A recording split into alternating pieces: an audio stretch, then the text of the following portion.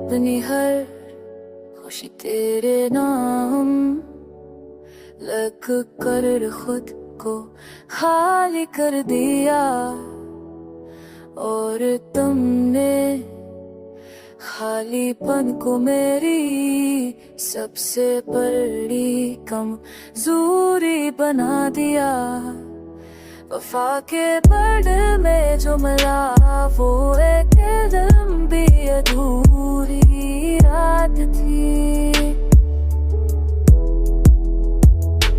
जिसमें आँखें जागती रही और दिल खुद से लेता रहा।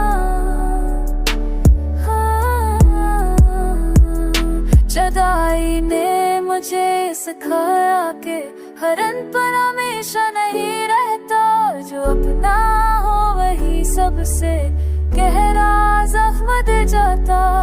अब ना कोई शिकवा है ना किसी वादे का इंतजार, बस ये दर्द है जो वफा निभाते हुए मेरे साथ चलता है।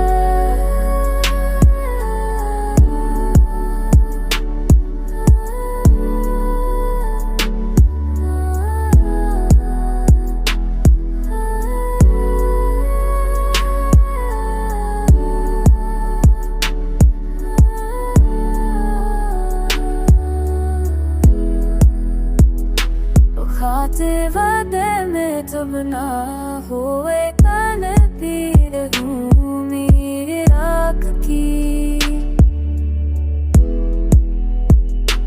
जिस कर आते जादू फादा है बर्फ से